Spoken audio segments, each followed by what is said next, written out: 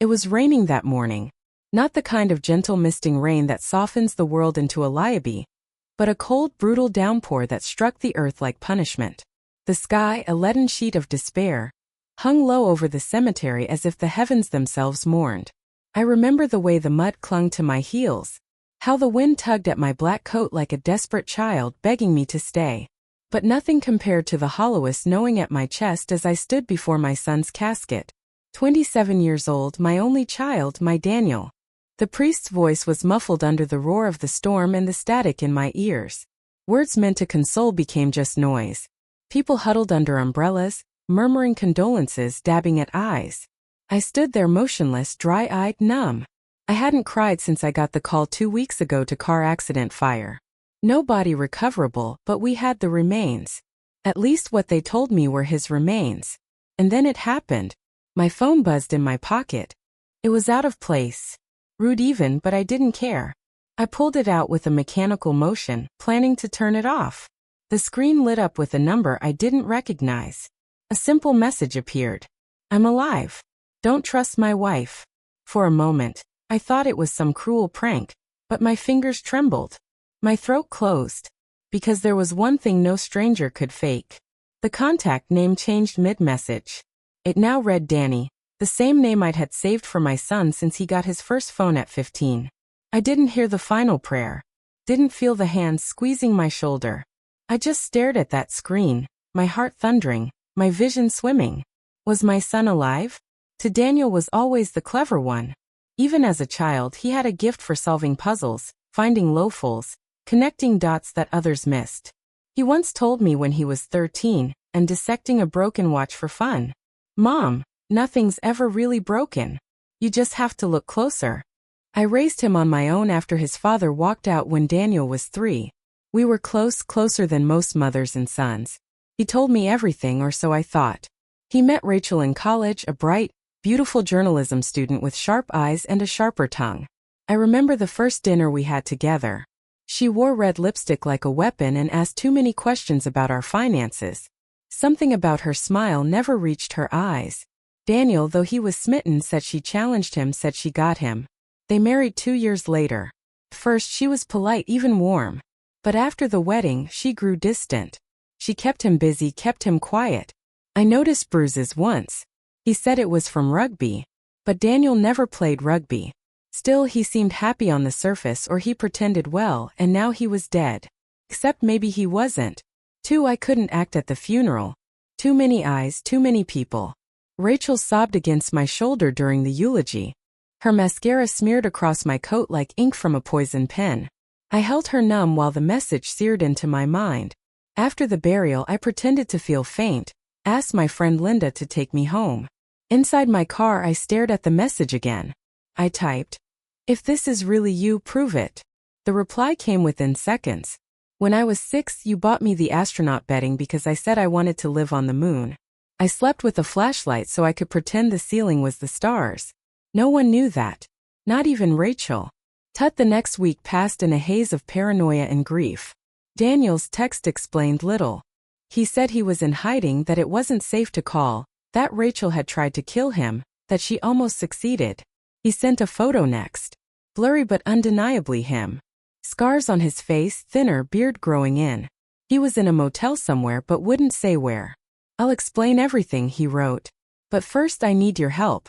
And just like that, I was back in the world of being Daniel's protector. Only now the stakes were life and death. Digging into Rachel's life was easier than I thought. People talk, especially in grief. Her friends slip things unintentionally. Money troubles, late nights, odd calls. One of her coworkers let it slip. She had recently upped a life insurance policy on Daniel by $500,000. Taken out just 3 months before the crash. And then there was the police report. The accident had been ruled suspicious at first. Daniel's brakes had been cut, but Rachel was quick to provide answers. She'd said he'd been depressed, distracted, that he'd been driving recklessly. The case was closed as an accident.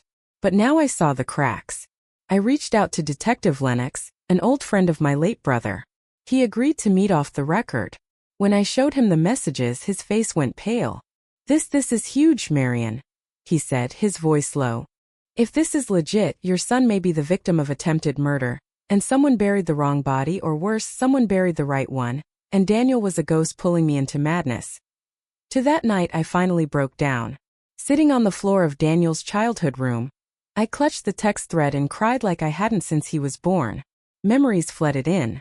First steps, scraped knees, prom night, late night talks over cocoa when he couldn't sleep. I wept until I couldn't breathe. What if I was being played? What if I was chasing a shadow? Then another message came. Meet me 1 hour. Motel 39 off Road 8. Come alone. The motel was the kind of place where hope went to die. Flickering neon, peeling paint, the smell of stale cigarettes. I parked under a broken light and waited. My hands shook on the wheel. Then he appeared. From the shadows between buildings, a man emerged. Hood up, limping slightly, face half hidden. But I knew that gait, knew that tilt of the head. My heart nearly stopped. Daniel. He pulled down the hood. My son. Oh, scarred but alive. We hugged like people drowning. Like we could steal back time.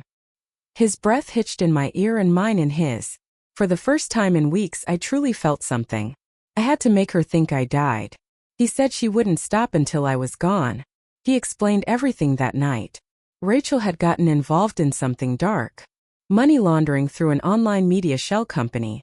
When Daniel found out and threatened to report it, she seduced him into silence. Then came the threats, the fake accidents, the gaslighting, until finally she tampered with his car.